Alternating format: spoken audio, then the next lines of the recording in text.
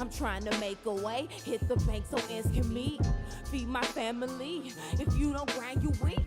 That was me about a year ago, scared to be a weirdo. All right, welcome back, everyone, to episode 3, season 2 of Tokens Podcast. I am your host, Hero, and I am here always with Stevie G. What up, y'all? And then today, our guest is Janel Mirendah. Welcome to the show. Welcome. Thank you. Thank you for having me. Of course. I don't know where I weigh. Did we just say Janelle, Miss Mirendah? You can say it, Janelle. Janelle? Thank Okay. you for asking. Yeah. Of course, yeah. To anybody that didn't check out last week's episode, make sure you guys do go back and check that out. We interviewed Carolyn at Petite Punk, which is awesome. And we're here again with another great show brought to you by Golden Pineapple DC, and of course at Hemp Kettle Tea, which we are enjoying right now. It's good stuff. Hemp Kettle. So Janelle, a little bit about yourself. Janelle's a attachment and birth trauma therapist and a expert at newborn communication, which is something that I personally wasn't aware of until like yesterday. A master's in counseling and energetic craniosacral modality. Is that? Okay. Craniosacral. Craniosacral. Okay, sorry. And it's from the osteopathic field of medicine. Okay. And which that is is a hands-on. Okay. And it works with the spinal cord system, so the sacrum is the tailbone and the cranium Gotcha. is the head. So. Oh, that's awesome. We should definitely need to get into some of that. Yeah.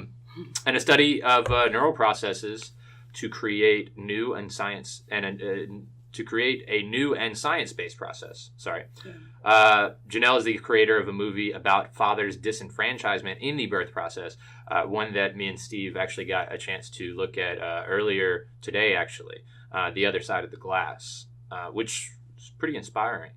There were really a good. lot of things that We liked it. watched Thank there you. I wasn't like aware of in the movie. But so I'm just going to jump right into that, actually. The movie, the first thing I want to talk about is like explain to, because like myself, I had no idea, and I'm sure that there are tons of our listeners out there that don't know what is birth trauma. That's the trauma that happens to us in the process of coming from our mother's bodies into this world. Okay.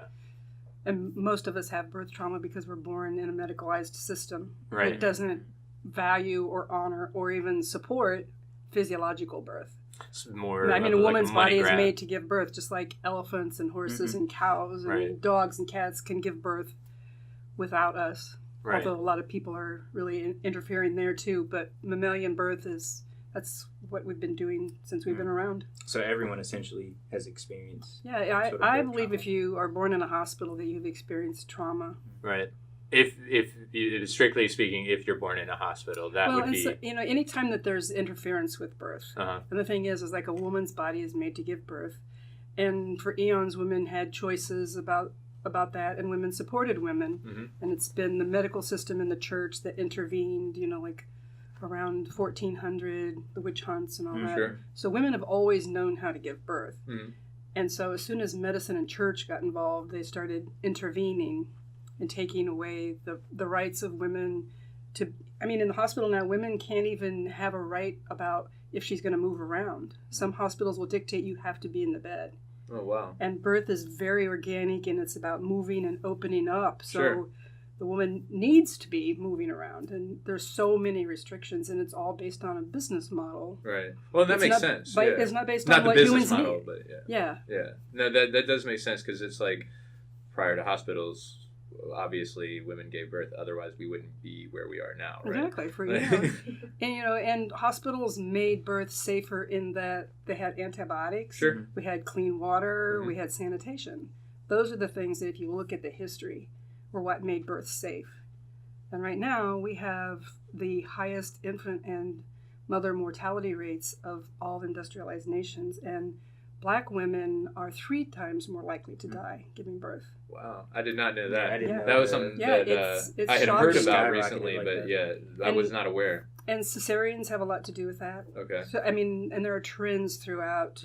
that's curious. My sister had 2 C-sections, so that's very And- curious. C-sections are really life-saving for many babies and women, but they're being used now for time management and liability. I have malpractice. noticed that. Yeah, And it's just a control And it seems like you said, more of like a get them in and out kind of thing. And obstetricians are gynecologists as well. So they treat the whole lifespan of a woman and her gynecological health.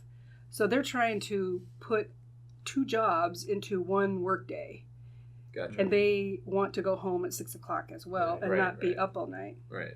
And be called in like it used to be in the old days. And I think one of the people you interviewed in your film, like they said, it was like it's a 9 to 5 for them. Like it's just, you're another patient, you're another person, I've seen it all before. You're just another baby, like to them. But on the other aspect, it is deeply important to the parents, while it might not be to the hospital staff. And it's deeply important to us, the baby, because it's our birth. Yeah. It's our experience coming in. I had about 3 different thoughts when you were talking about that. I wanted to segue into the film, but then I had another thought that I sort of lost about that. Talking specifically about... and as a birth trauma therapist, what I do when things get stressful and you lose your thought, that's when we've had like multiple intersections. So it's not like people get all embarrassed. It's just like, oh, my brain just did like too much right there. And I have to like take a pause and see now which thing that and craniosacral works with the flow. So where do we want the conversation to go from here? That's what the kind of thing that I'd be doing. So it sounds not only but I wanted to talk about the spiritual, the fathers, because I interviewed fathers around the country, and it was fathers who started saying the assembly line, it's like a war zone. They didn't care about us, as a person. It was fathers that I talked to about what was going on for them when they witnessed their baby being born from their loved one. Yeah, and I think that is something that not a lot of people think about, because oftentimes like fathers are kind of viewed as just like the breadwinner of the family kind of situation. And I know that was something that was like kind of established through like modern media and culture, just saying like the man's got to be the hard worker type of deal. And we're discovering that it's not that, you know what I mean? Now we're seeing the all of these norms like are being changed. Exactly, everything's being flip switch upside down, and which is good, because like obviously it wasn't working the way that it was going before. Yeah. A lot of things happened in the 70s, and I happened to have come of age during the 70s. So. I bet that was fun. But it was. There was a lot of fun. Sure. And there was a lot of stuff, being fed to us. One of them is that in the 70s is when 1970 is when they really started trying to get fathers in the birthing room, and that was sort of part of the liberation part. And then during that era, we were told, like, I can't remember exactly. No, the breadwinner, but I grew up with, I can bring home the bacon and fry it up too. Exactly. Those media messages, right? Where we're supposed to go out and prove that we are equal by working and the measurement is money. Right. And we were told to just leave our children with someone who's fine. They're going to be taken care of. So we sort of left children behind because we didn't separate Just curious. Yeah, we didn't separate the care of children and the care of a house. That's all women's work. Right. So even now, today, like 40-some years later, women, especially poor women who don't have options for maternity leave, which is also in every other country except the U.S. and one other third world country. In other countries. Yeah, they don't have the option to do that, so they have to go get a real job. Right.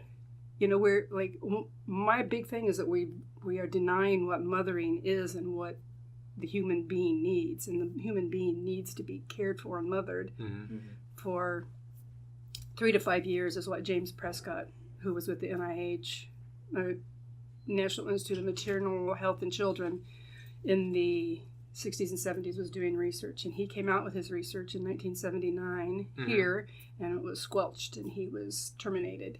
And what he found was, when he looked at all these peaceful cultures, is that they had 3 things in common. And one was that the mothers carried the babies for a year. And he's a physiologist, biologist, and he found that movement has something to do with brain development. Okay. And the second thing is that they all breastfed their babies 3 to 5 years. Okay. And this wasn't going to fly in the 70s when Sure, they were saying, go to work and you get in the workforce and prove yourself as a career person. Right. And the third thing was that they were permissive about premarital sex. And they didn't have high teenage pregnancy rates. Right. But sex was normal. So to see a breastfeeding woman, people didn't lose their mind. Sure. You know, like here, like people lose their mind. Because they've been conditioned to that breasts are sexual. Right, instead right, of the exactly. Breastfeed babies. Like it's the human right of a human baby to have human milk anywhere, anytime. This is a tiny baby that's dependent on this mother for the only milk that's really made for that human. Right. And should be able to do that anywhere, anytime. I find it strange how that sort of changed. I mean, I'll be only 29 this year, but even growing up, I remember working in different restaurants and stuff like that where it was normal at one point, seemingly, for women to just, start breastfeeding their child. And now it seems like there's such a big caution about it and people get really offended easily by it. And I don't know, I feel weird about it. 'Cause you're right, yeah. How do you get offended by that? Like, we grow up with this all the time. Well, you know who gets offended? The people who weren't breastfed, for one, and who's really offended big time are women my age who were told that it wasn't good for the baby, that you needed to just go to work. Wow. And my first baby was born in 1975, and I breastfed him, and my mother breastfed us. I saw the younger ones being breastfed, so it was normal to me. And 2 nurses tried to talk me out of it. They kept him from me for 5 hours until my husband and my mom left, and then they came in and they tried to talk me out of breastfeeding. And they said it's not good for him, it'll tie you down, things like that. So I've noticed that a lot of these like traits and characteristics that you're talking about, or I'm sorry, like acts, I guess, that you need to perform like within these certain period of times in early childhood development. Sounds similar to something that Steve brought up earlier, and that was earlier today prior to us doing the show, and that was that it sounds very similar to imprinting. Like it is imprinting. Is it? Exactly. Animals, cool. Yeah. That's very cool. Yeah. Yeah, I was like, this almost sounds like imprinting. Yeah, and so like it's very much. It's about the part of the brain. So in the 3rd trimester of pregnancy is when the limbic system of the brain, which is the emotional part, where the amygdala, all the emotional aspects of the brain are in development. That's the critical time that is happening. That's being built. Okay. Starting in the 3rd trimester, going, which is the last 3 months. The hearing and all that is coming online. I mean, babies can recognize their mother's voice, their native language. But anyway, through the first year of life, that's the critical developmental time for the limbic system, our emotional brain. That's when our emotional operating system is being developed. Gotcha. And it's sensory, and it's emotional, and it's nonverbal. It's pre-verbal. And so it's all the senses. We're like very heightened when newborns. We were, as newborns, very heightened in our senses. The smell, taste, touch, hearing. Like babies are programmed to seek out bullseyes. Like they seek out the eye and the nipple. Like they're programmed for that, right? So that they will come. They will actually crawl to the mother's breast and attach. I did not know that. And that was something that they talk about in your film. They follow the amniotic fluid to crawl to the mother's breast. Right. Breast crawl is what it's called. And it was like they placed the baby on like the thigh and like let it crawl up. Well, ideally, when a woman gives birth, if she's left alone, she's following her body and her baby. And most women are upright and they will catch the baby. And then there's the mother has had to go to this really ancient place, and the baby has been doing hard work. And it's very similar to orgasm. Like it's out of body. So they are in this moment of like, that's what they need. They need a pause where the baby just got here and the mother's like, oh, I'm coming back. They're usually like, and then they finally reach down, they touch the baby, they really gently, lightly, they're meeting their baby for the first time, and then they take the baby, and after I had a baby, I noticed like, wow, this is really cool. Like it's really fabulous. Like, there's this little nest there. Right. It's like they belong right here. Like this really soft little jelly belly nest, which happens to be good for the uterus. They don't have to come in and do things to the uterus, But the mother and the baby will just be here for a while. and pretty soon the baby starts and will start crawling to the breast, and the baby needs to have the mother just supporting the baby. And this is the first time that the baby tells their story. When they're crying and they'll bob their head and they'll get frustrated, and that's okay. We have to sit back and just let the mother and the baby work it out, because she knows what the baby needs, and if we interfere at any point in there, she's lost her inner knowing. And the more times we do that, I mean, in a hospital birth, women are just repeatedly chipped away at what their instincts are. Do you feel like that also applies to, like, because I know there's like a lot of girls now that are, I say girls because I'm strictly talking about, like, there's a lot of like teen pregnancies, you know what I mean? A lot of, like, I mean, even as young as like 14 and 15 year olds, I'm seeing like pregnant, sometimes, you know, 13 years old, you know, girls are getting pregnant right after they have the ability to. And is that still like a natural like reaction for them, or is that still like a natural state of mind if they have like a thing? Okay, so they're just because they're young, they're not going to overlook like the needs of the child. In some ways, but that's because they've been neglected as a child. Gotcha.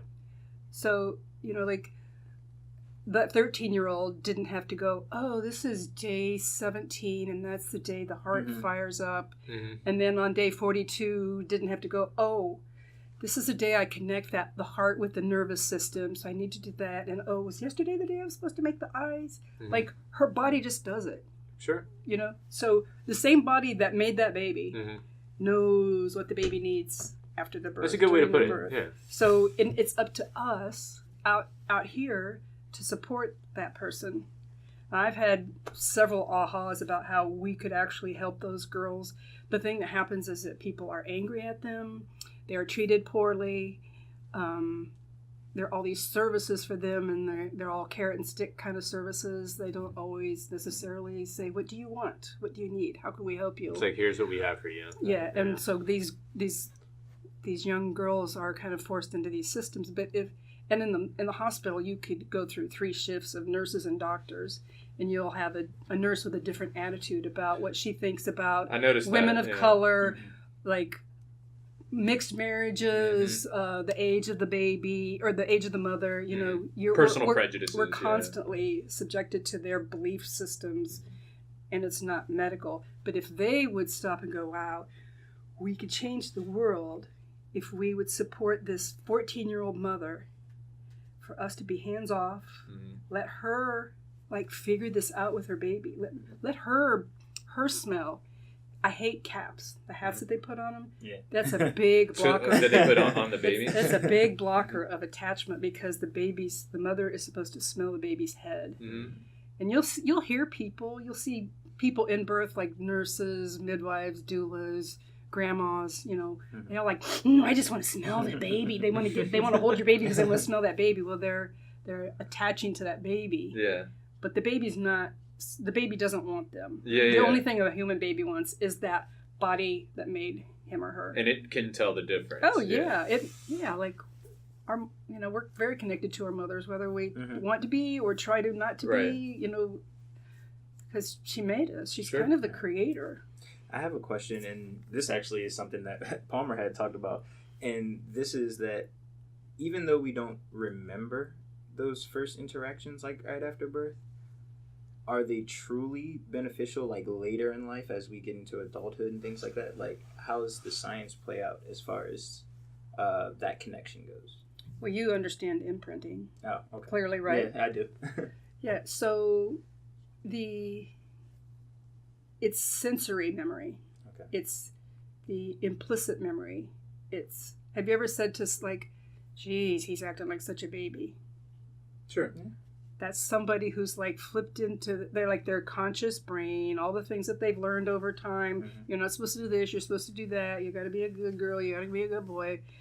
You know, that they've just lost it. Their neocortex. And so you think like they're just feeling the raw, like that person left me.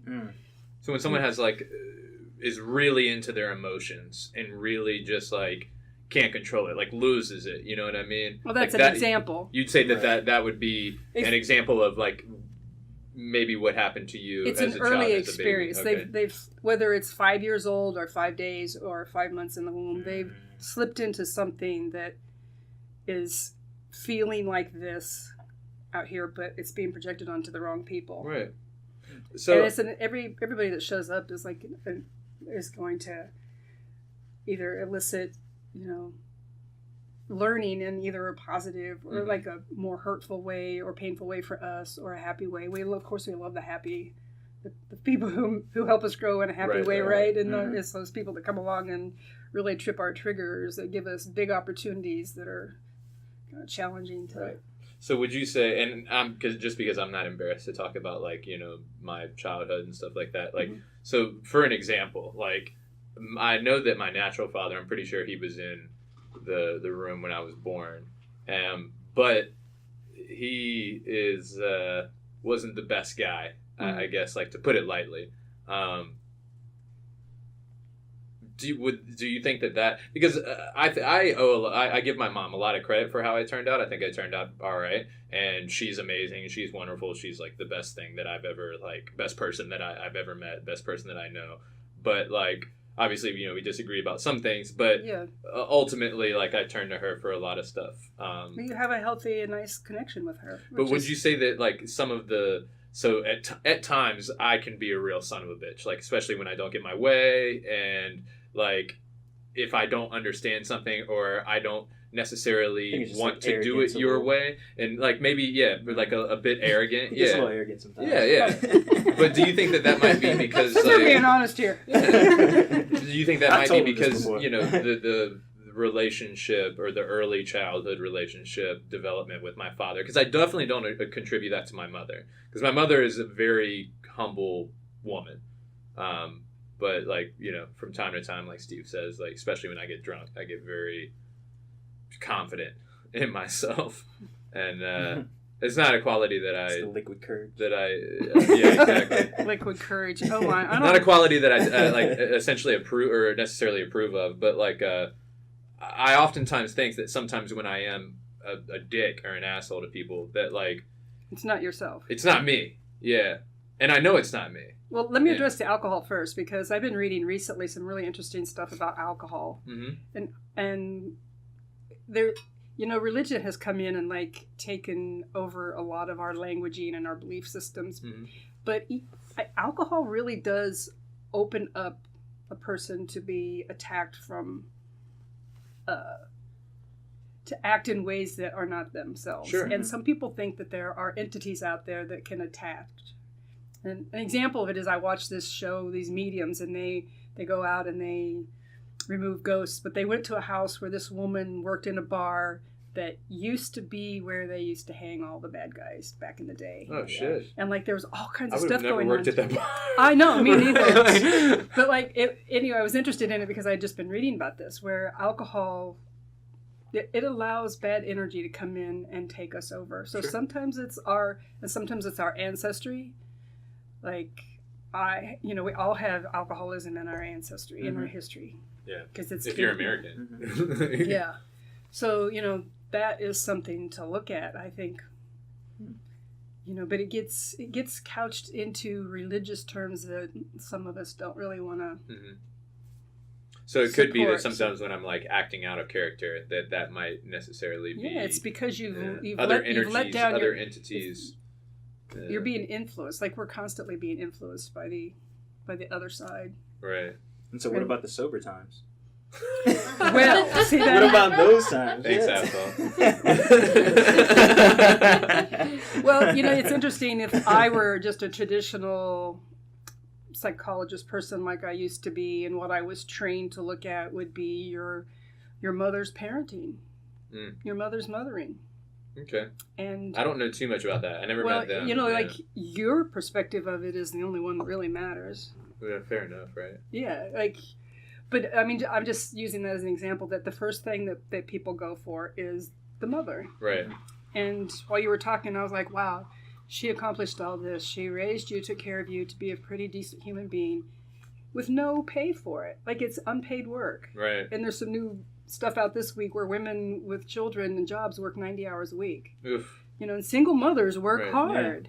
And there's a lot of single mothers, and you're doing it all by yourself, and you have to go get a real job to pay for all the things you and your children need. But you know, there's a lot of struggles with single parenting. Oh, and but, she like, definitely went through a lot, yeah.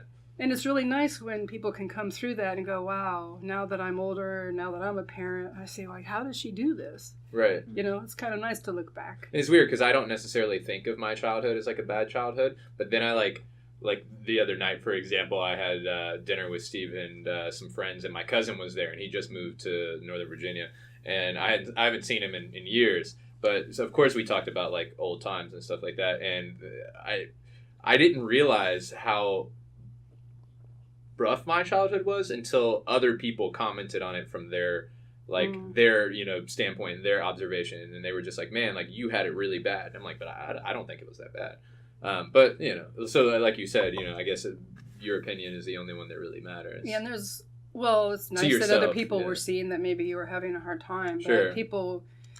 People like to talk about how children are so resilient and what's our resiliency capacity, and that's a nice way of saying that somebody's been dealing pretty well with a lot of trauma. Fair. And some people deal better with it, but our cracks start showing up when we really try to create big projects, or when we try to be in a relationship that's really serious. That's when our cracks open up. But I would go back to what I really love to talk about is how we are souls, we are consciousness, we are something. Something comes in and something goes out when we die. Mm-hmm. And when we in the work that I do, we go back to preconception. So all of us will spiral in at conception, and we spiral in to the physical union of a sperm and an egg. And there's some research right now that shows that they've watched it and they photographed it. At the time of conception, there's a spark of light.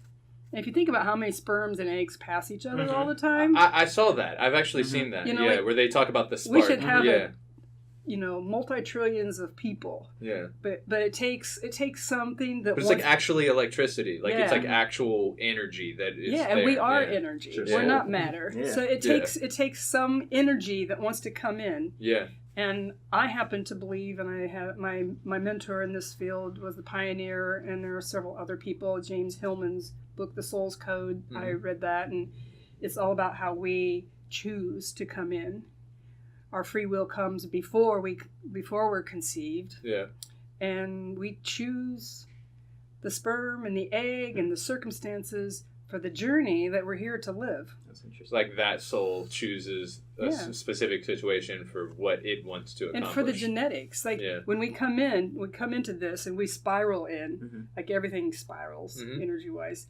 We spiral in and we do work on what it's like when we attach into the body, into that clump of cells that is going to be us.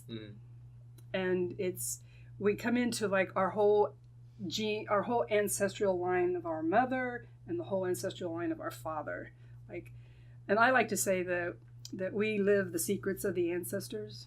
Like I've been doing deep healing work for a long time, but it's often related to what my family's been through for generations. And like I found out that my gallbladder issue was 7 generations. So if we, and I have an intention that I want to do as much of my work as possible to heal myself, and before and after me, like for my children. Well, there's a chance for you to break that tie. Yeah, right? Then like some people like, okay, my dad was an abuser, my grandpa was an abuser, and it's going to stop with me. There's a lot of people do that, and it takes a lot of will. It takes a lot of effort. And we can do even more if we just go into like the body and the spiritual part of it and the energy part of it. Yeah. And it requires forgiveness, a lot of like everything. You're right. It's based on really forgiving. Like, and I also say that children act out what adults aren't dealing with. Oh, most definitely. Yeah. Children have no filter. Yeah. Yeah. So if like, what's the matter with you? Like, when people have trouble with their child, it's usually when they had trouble. They had trouble being parented or mothered, or it's their stuff. Like I believe there is no reason to ever hit another human being, and certainly never ever a child. Right? Yeah. Like if you get to the point where you feel like you have to spank that small person to get their behavior to modify, you know, you have a problem. Well, it's you, the adult, that's the problem. Yeah. And you need to like, in the book that I have written that I haven't published it's called Listening to Babies, is about how we settle ourselves. Like, okay, it's the parents that need to take a pause. It's the parent, usually the mother or father, who needs time out. How angry are you right now? Yeah. Yeah. To me, there is no exception. Right. Like, you can always do something differently. But when you're a single mother, when you're a single mother that's working at low income, like, your frustration level is through the roof.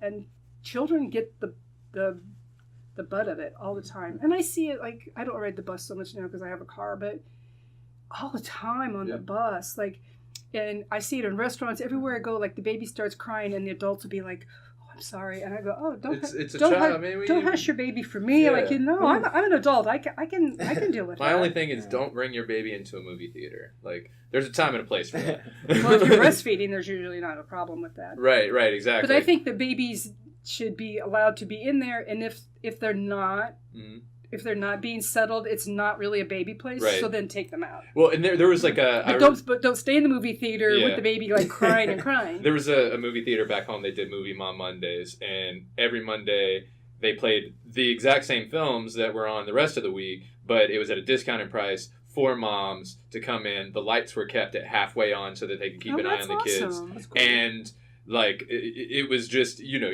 but it was all moms, and so you knew that day you didn't go to the movie theater as a regular person because you're going to deal with a whole bunch of crying children. Right. And if you didn't want to deal with that, you just didn't go. So it kind of like gave them the option, you know what I mean? Which was, I thought was pretty cool for them. I think anything that honors the struggle that mothers have raising the next generation of humans, unpaid, unsupported, is awesome. Someone like that gets an award from me. And I think that I should be able to go to the theater with my friend or my partner, take my little baby, who might just be there sleeping in at the breast the whole time. And if she's crying, then I'll take her out, you know? Sure. I think we all have to be constantly aware of our intersections with each other. Like, I am a pretty decent person, and it really crushes me to hurt somebody, but sometimes in the process of living my life, you know, sometimes I get... you have to. You gotta hurt you know, feelings. And it's not intentional. No, and if you've driven around here much, you know, this is... Driving here, Bumper Car City, I call it, is like a perfect example of how you're like, you know, you think, oh, I'm going to get through that light, and then all of a sudden, like, oh no, and you're sitting there in the intersection, and people are honking at you, like, we all mess up. Yeah, exactly. You know, like, It's just like, hey, let's man, I all didn't just do it on chill purpose. and get along. I was in Paris on New Year's Eve, 2000. That sounds amazing. Oh my It gosh. was 2001 too. Right. That was after probably a good year too Right. to be there. And it was a great year. It was safe. The air flight was cheap. Right. Anyway, man. we were at midnight. It was just massive traffic, and I was amazed at how easy. Like, there was nobody. It was New Year's. People were drinking.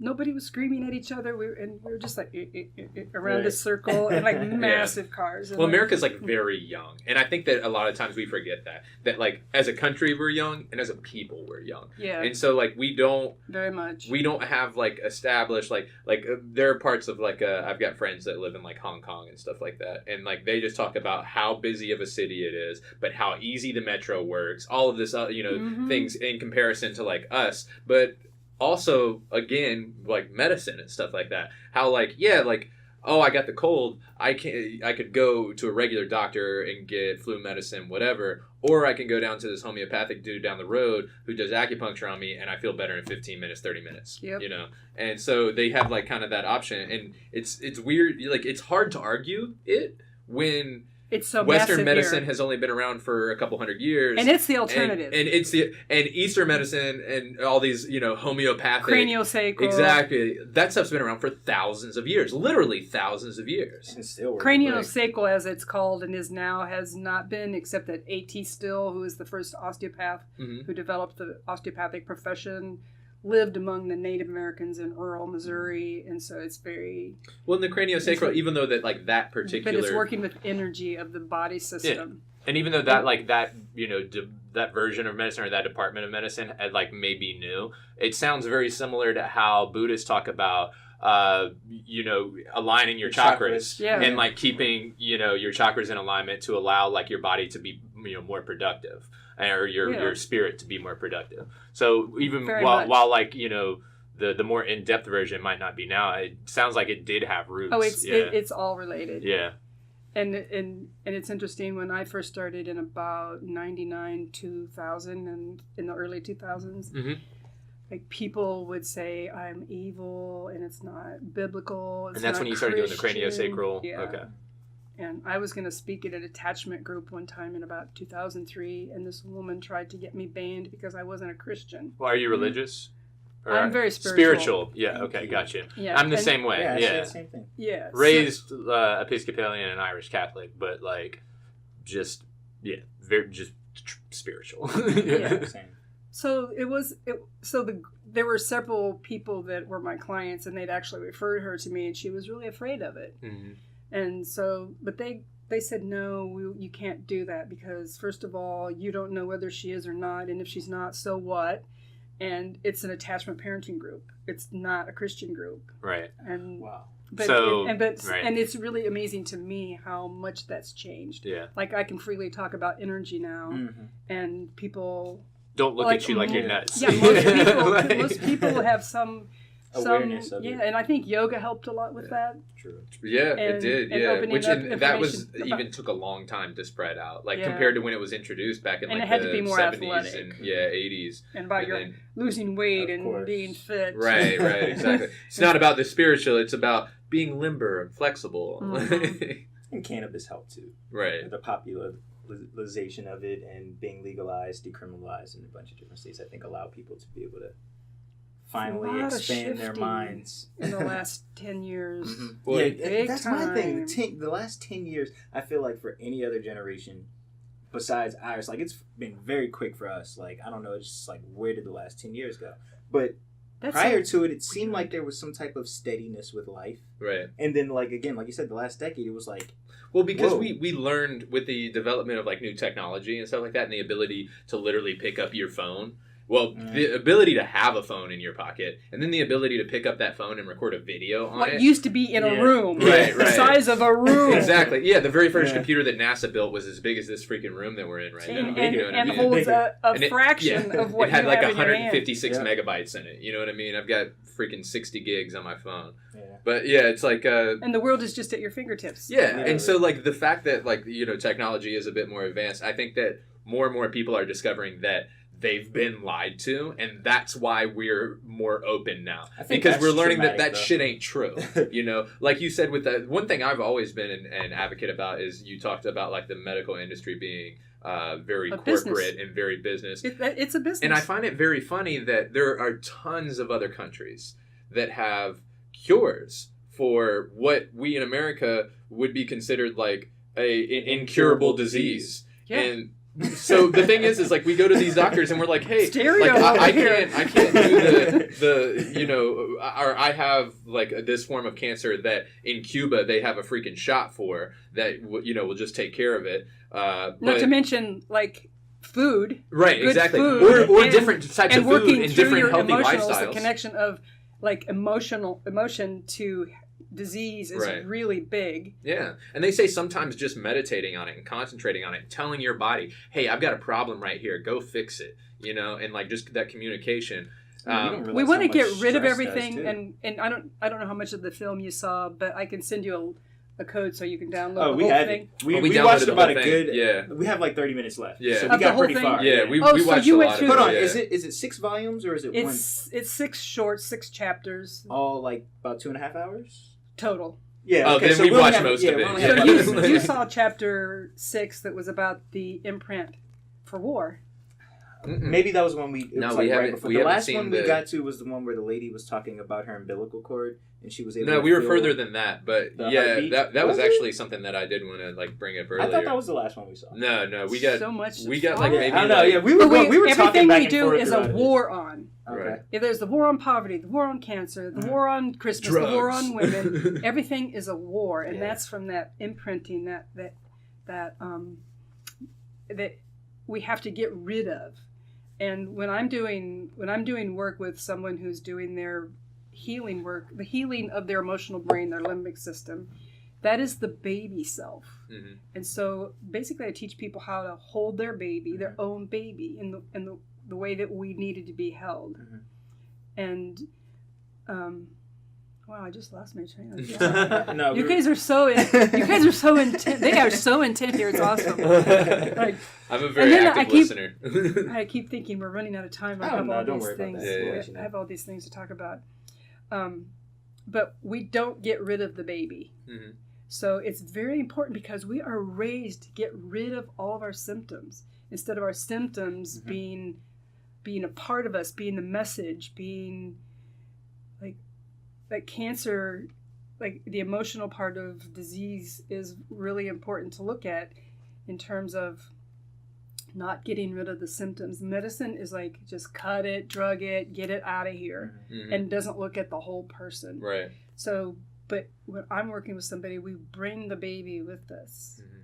Because every time we try to get rid of something emotional, and this so relates to all the health stuff, we try to get rid of something that's emotionally bothering us or emotionally bothering someone else that we love, that we want to be better for. Sure. We are telling ourselves, I don't want you. And our early self, our emotional self, our physiological self that was, this big soul that had just got in this little body is like, no, that's me. So we have to honor what's in us. We have to honor the medicine of whatever the symptom is. It has the medicine.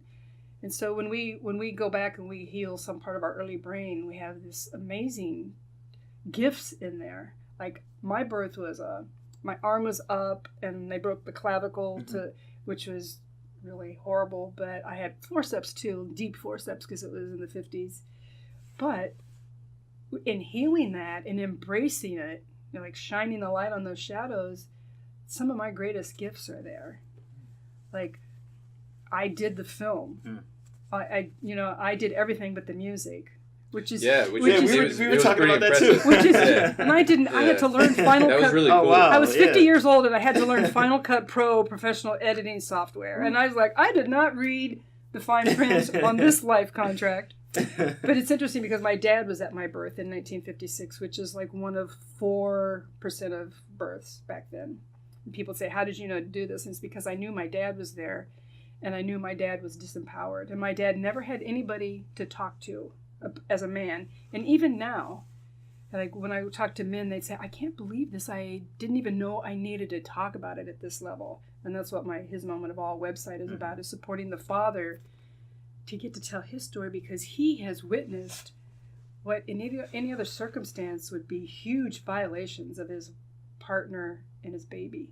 I think as guys, we're sort of brought up to like hold things in and not talk about certain things. Yeah. Like even as deep as they go, sometimes it's just like it's probably better to just keep it and to you're myself. told you have to protect your family, but you can't.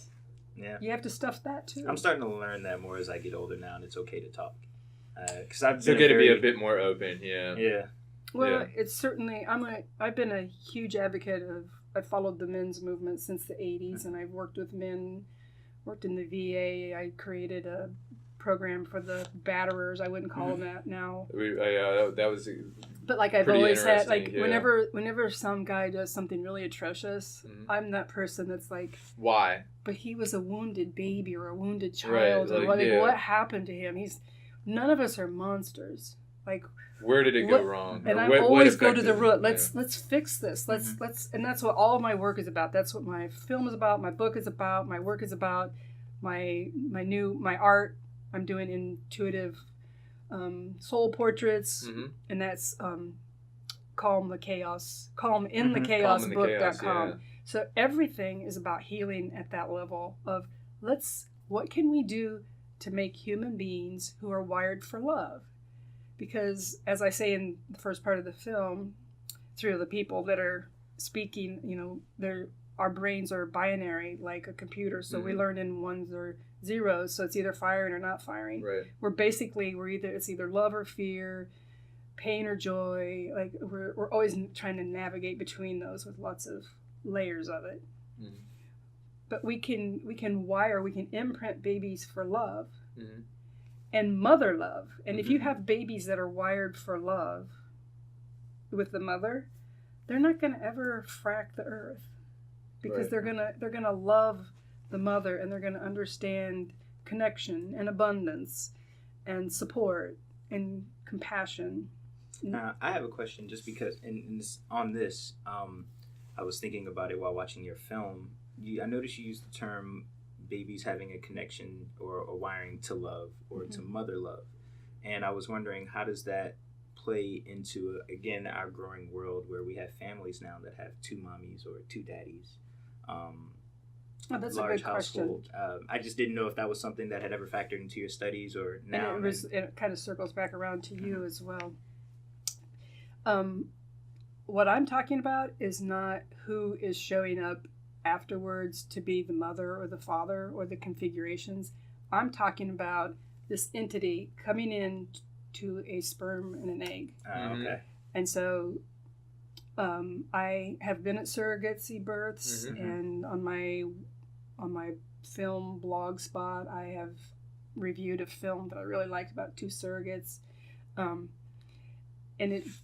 I'm talking about men in our culture. And men are a big topic in our culture right now, because everybody expects you to behave differently and do differently, and you don't even know what they're... Some part of you is like, I don't even know I was doing anything wrong. wrong. Oh my gosh, I felt like you just look like me. Right. like the last 3 years, I'm just like, what? What am I? I've just been sitting here, man. Like, they're like, you're the problem. I'm Yeah. like, but I didn't do anything. I have a real problem with teach boys not to rape.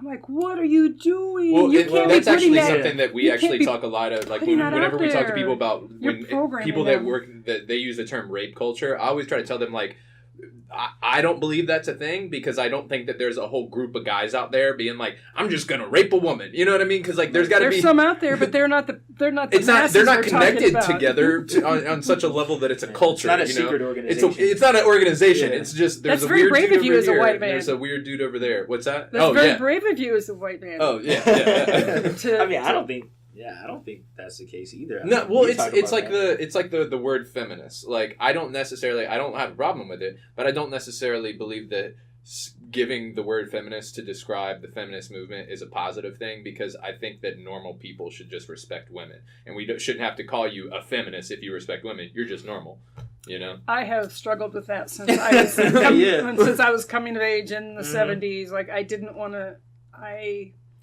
People have a thing with labels. It's labels. Yeah. And like Have a if thing people with say, labels. "Are you a Christian?" Why do you have to Then categorize then anything? then I'm like, oh boy, what kind of Christian are What you? kind of Christian are you? Because Right. I follow the Gnostic Right. Jesus, Baptist, which was before Catholicism. 300, because Yeah. Constantine and his gang are the ones who got together in 325 Mhm. and decided what the Bible was going to be. So you and that can't doesn't argue. even speak on the King James version. Yeah, like what Jesus said.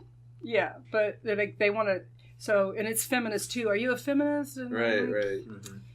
I'm always gauging. It's like I respect women, but if like to what degree are But you asking me? Am I a feminist? Like, And I think there are some problems, and I think that boys have been raised to be, you have to be tough. You got to be the smartest, the fastest. You can't you can't show emotions. Like it's so clear to us. Like people talk about it, but then we have to change that. right. Like and support. I'm a big advocate of women healing themselves and supporting men to heal. And I have been abused by men, and I still feel like it's because he was so wounded. Right. And right. I'm still going to help men, and I still want to help young boys to heal and to Right. support mothers and fathers to say it's okay to cry. Right. It's if my friend, I don't know where it's someplace on I'll have to send it to you. Mhm. It's a woman that I worked with in California, and she I know it's on my it's How to Meet a Baby, and she commented. So she had her 5-year-old son at a soccer game, and something happened, and he was just having a little meltdown, and she just took him into her arms and let him sit on the blanket and have his little meltdown. Mhm. And that didn't used to happen. Like, some boy crying at the soccer game. Yeah, like popped on the ass and Yeah, you Hush gotta up. straighten it up, dude. Right. And we need that desperately. Just like we need girls to be able to not have to be pretty and Right. nice You in can order play to with get Star Wars ahead. figures. You don't have to play with Barbie. Like, Yeah. Yeah. I was fortunate. I was raised like my dad. I was like, did whatever he wanted. It's like one of the guys. Right, I like right. motorcycles. I helped Oh, yeah, him wire nice. Oh, yeah, houses. of I helped him course. insulate houses, and I was the water skier. And then I also baked and cooked. Like there was no. Your dad knew They were something. very traditional, but it was, and I was never. And in the Native American tradition, when you're about, it must be like 10 to 12 that age when you're transitioning from childhood. Mhm. There's a ceremony where you go in to the ceremony and you choose your gift. I mean, you choose your tools. So there's no, like, boys and girls can do whatever, and then at some point you choose, I'm going to be a farmer, or I'm going to be a cooker or whatever. And Right, like, right. I mean, That makes it can't be exactly like that in our culture here, but there's there is something to, like, it goes back to, like, this soul came in for a reason. Mhm. And it's helped me a lot as a mother. Like, well, sometimes, like when I was doing the film with my daughter, she's 14 years old, she's traveling with me for 2 years, and every time I'd start to feel guilty, I'd be like, no, this is for her too. You're doing it. Yeah, She for a signed reason. up for this. And I tell people, like, you signed up for this. Right. And your gifts are in here, and we can support you to see what are your gifts, how do I want to use this. But Right. we really have to focus on the little boys. Mhm. Well, and I think that brings us full circle. And the last thing that I actually do want to talk about before we wrap this up is something that Steve had written down, and that was, are there any degrees of defense that you can give caregivers who don't know any better?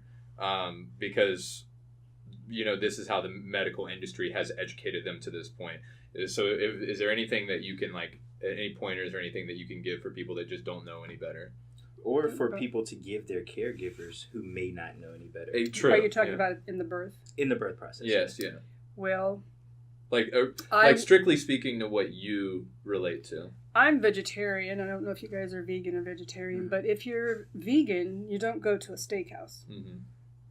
So, if you don't want to have a hospital birth, then you do whatever you can to stay out of the hospital, because the hospital people will do their birth plan, and they prepare, and they think they're going to get what they want, and you go there and you just don't know. But you do know that you're not going to get. I mean, you can walk in there and they say you have to be on a fetal monitor, which has been shown to be the only thing it leads to is cesarean. For years they've shown that. But you still have to, because they need to have that little strip so they can have something that says we did all this if something happens. But you might not be able to have fluids. You might have to be you might be able to negotiate down to have an IV port in case of emergency. But anytime you open up the body, then you're exposing yourself to germs. And it's the germiest place on the planet. Like, why would you have a baby there? You could have a baby in your car where your dog was the week before, and it would be, or on the floor at home, and it's your germs. It's not germy. That's fair, yeah. Yeah, It's a good way to put it, yeah. But, like, you don't go there if you don't want to have that kind of birth.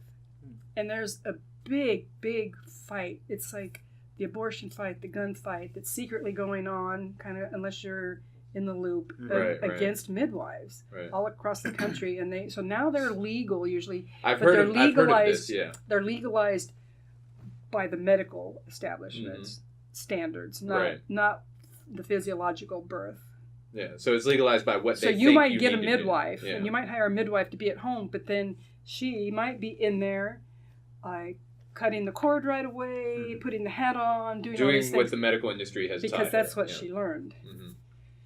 And in D.C., they have closed down all of the labor and delivery departments except over at George Washington.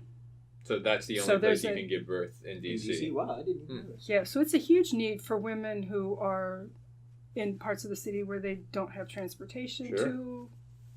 Yeah, it's a problem. It's a problem. So there was more I wanted to say about that. Specifically about you've probably seen in the film. So in my work with babies and families, oftentimes the father does not participate. And what I found was that the mother and the baby get a better understanding, and they increase their connection, which further separates the father who already feels separated, and he has all these emotions. Like father, I'm just really amazed in the last 5 years how much more openly fathers can talk about how big it was, what it felt like when they saw their baby being born. But fathers need to. One of the things I want out of my film is that fathers, men, whether they have given birth or not had given birth, you can't protect your person when you go to the hospital. When my film came out, all of a sudden the languaging changed. It was pretty amazing. It was the first film, and it went viral. I had started having just my my little YouTube 10-minute trailer that I put up, and the woman giving birth is my daughter, so I wanted her to look at it. You still good with this? I sent it to a couple colleagues, and it went viral. Like 25,000. Wow. Yeah, and so then people start talking about training fathers to protect the women in the birth. And it's like, no, we have to... It's not what I was going for.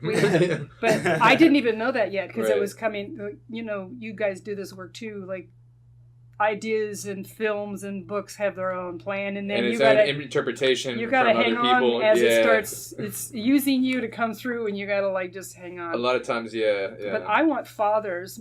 I want men, like young men who haven't given birth, young men who are older men who have or haven't, to come together and be the ones that in every community go like create a men's group where you take the research and you understand what they're doing is not science based, it's business based, and you go to the hospital as a group and say, this is our community, these are our children, these are our wives and daughters and sisters, and we want to work with you to create this kind of birth. That you're not going to be able so if you get your car done, when I get my car done, he doesn't do any work until he calls and says, this is what it is and this is how much. Is that good? Right. You have a cell phone contract. You have a job contract. You have no contract. You take your wife and your baby to the hospital and you think, oh, well, it's so dangerous. Like we have to go early because, you know, you see all these scenes in the media that tell you what birth is, but that's not at all. Right. But you think you have to be there and you have to be at the hospital, and you take your person there, and you don't realize what's going to go down. Right. And there's no you contract. think you have a birth plan that says, oh, and it's couched in like, well, if it's possible, we would like to have the cord left attached. It's science-based to keep the cord attached. Right. So you have all these things that it's always, if you don't mind, and if it's convenient for you because you don't want to offend them, this is all coming through the natural birth movement that's trying to have. Right. And so you don't have a contract that says, no, when things are going down, I have stories, fathers out in the hallway. Like, I was out here for hours, and I didn't know what was going on. They took her back. They said it'd be a few minutes. Like, there should be somebody, and I can't remember what part of the film is, because, I know it costs a lot of money to have somebody, and I'm like, they can afford to have somebody. Right. That's like, okay, we're going to make sure you, the father, are here, and we're going to check in with you, and, like, they come out and say, we need your permission for this, and you go, you're in shock, and you sign it. So fathers shouldn't go without somebody. No, and I agree with you on the money thing, too, because you got doctors getting paid. I know doctors that are getting paid, like stupid amounts of money, like $650,000 a year, and it's like, so, and you're telling me that you can't afford to have like somebody at the hospital that like knows what about this stuff, you know what I mean, and is more well versed in that early development. Yeah. So you're right about that. Like you can definitely split up some of the funds a little bit, because one person doesn't need $650,000 a year. It's just unnecessary. Like and if a group of men went to the hospitals and said, hey, we know that this is how birth is supposed to be, and we know that you have to have a business. Like women are going to state legislatures all over this country to fight for the right to give birth at home or out of the hospital or with a midwife, and there are no men there. It's the legal system, which has been designed and maintained by men. Right. And so these women are going there trying to like cajole and convince trying to convince other men, legislature to just let midwives practice and to have an option to have a home birth. So we need men to go and say, hey, That's how men can protect. Fair enough. Yeah. Go and let's change the system on Right. behalf of all the women. So you And get it could more be a man active, my yeah. age who's now a grandfather, or he's never, gay men that have never had babies. Right. It's important for them too that we have a culture of decent human beings. Right. Now and in the future. It's important to everyone. Let's all go and say, hey, you can't do this anymore. Right. There's no science to show. It takes 17 years for new research to be implemented in the medical system. Yeah, exactly. Yeah, because they have to go through, the 3 different trials. And then, they started cutting cords back in the 40s when they gave ether to women. Right, exactly. And the babies were born flaccid and compromised, and so the woman's out, so they cut the cord. Remember the spanking the baby upside down? Like they had to revive the baby. Get the air out of its lungs, or get the fluid from out of its ether lungs. days. Yeah. So they stopped using ether, but now, and in my film, there's a doctor that's talking about how it started, but she says now, in order to stop doing something, like she said, I could give 7 medications immediately. Right. And somebody's in the hospital for a few days, but then they get all panicky about taking the person off the medications. Right. And it's the same thing with the cord. They've done research on babies and mothers and 100 babies and put them into different groups of cord cutting. So the immediate cord cutting, 1 minute and 2 minute. Mm-hmm. And what it does is it cuts the baby off from the placenta and the mother who knows what it needs. And it also keeps half the blood, or 30 to 50% of the blood in the placenta. Right. And so, of course, the lungs have water. The blood is supposed to pump through in little boluses, and it'll like a pump, and it opens a pump, and it presses out the water as the blood comes in. But you have a baby with a wet lung, and they cut the cord, and so then they have the baby cry, which takes blood from the body to put into the lungs. Mm-hmm. So and it's all scientific. I got you. And they will tell you, we have to cut the cord because the baby might die. Mm-hmm. Within the last 2 years, I've heard somebody say the nurse said the baby could die. And it's a big thing that they use. That just doesn't seem plausible. And if yeah. Wow. Okay, so back to the teenage mother who built this baby. Mm-hmm. So the placenta is the informer. It's not a protector. So the placenta is enmeshed with the mother, but it's separate. It's the baby's tissues. Mm-hmm. And it takes what the mother is feeding, feeling. Your question. Yeah, feeling, thinking, everything she experiences, toxins. Is she working in a library or a nail salon or a flower shop? Like her environment is telling the placenta, and then the placenta says build a body to accommodate this.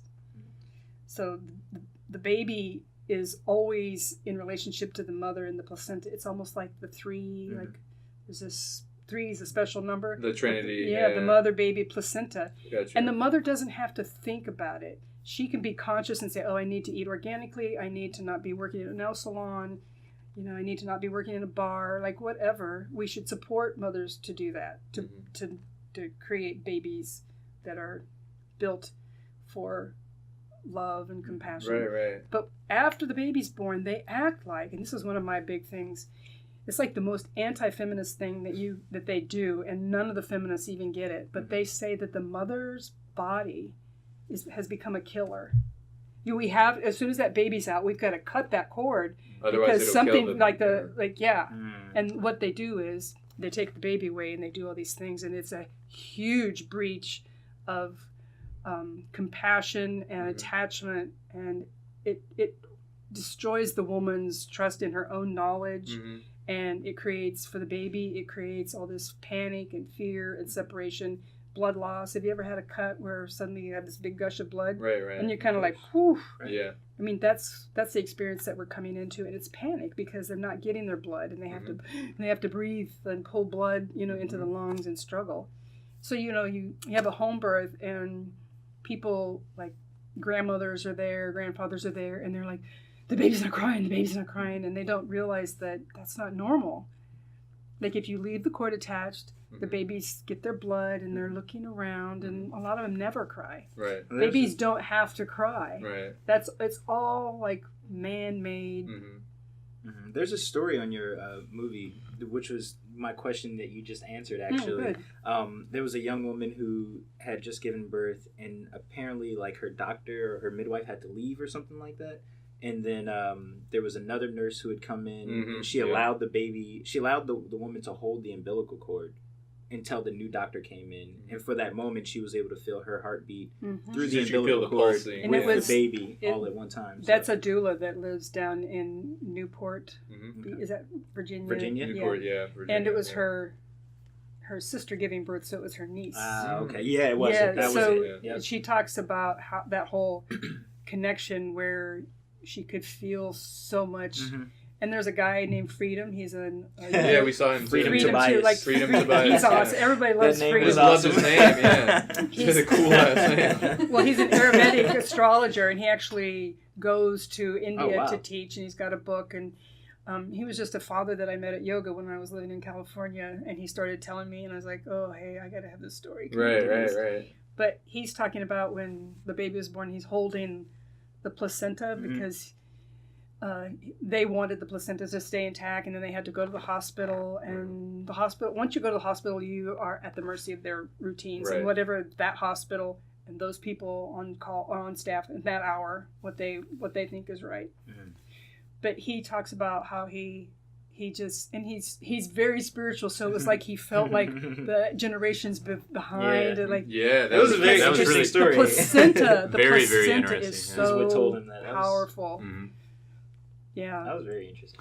Well, I'm glad you guys liked it because it's It was right now. It was a great film. Yeah.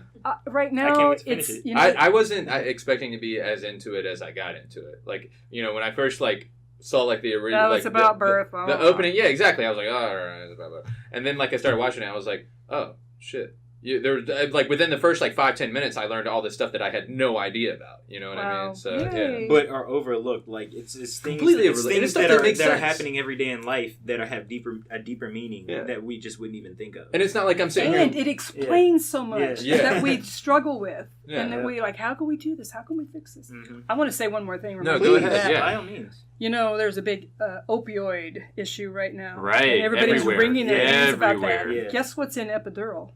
I'm sure. Wow. Fentanyl. So it's just pain meds, yeah.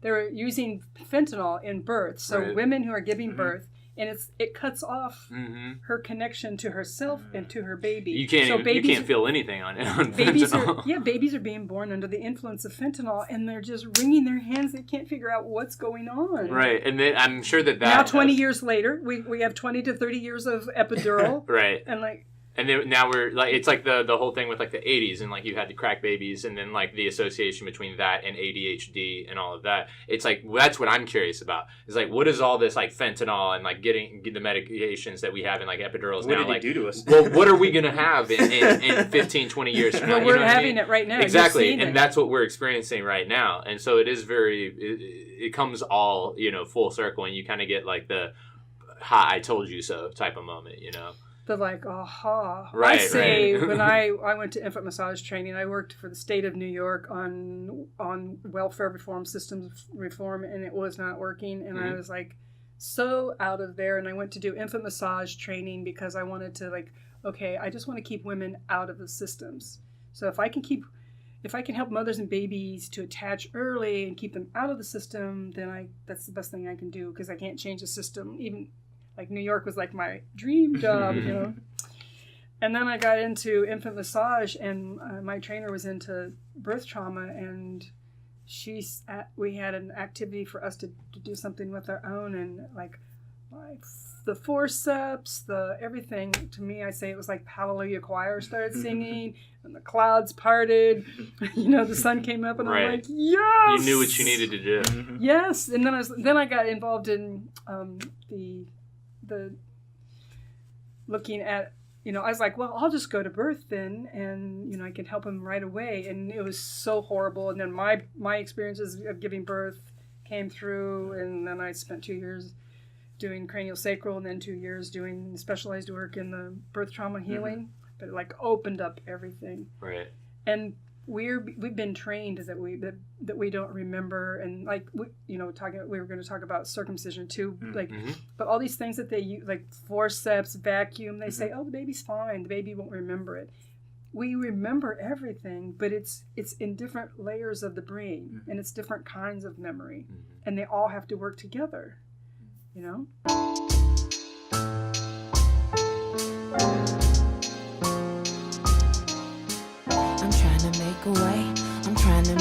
way. I'm trying to make a way. I'm trying to make a way. Hit the bank so ends can meet.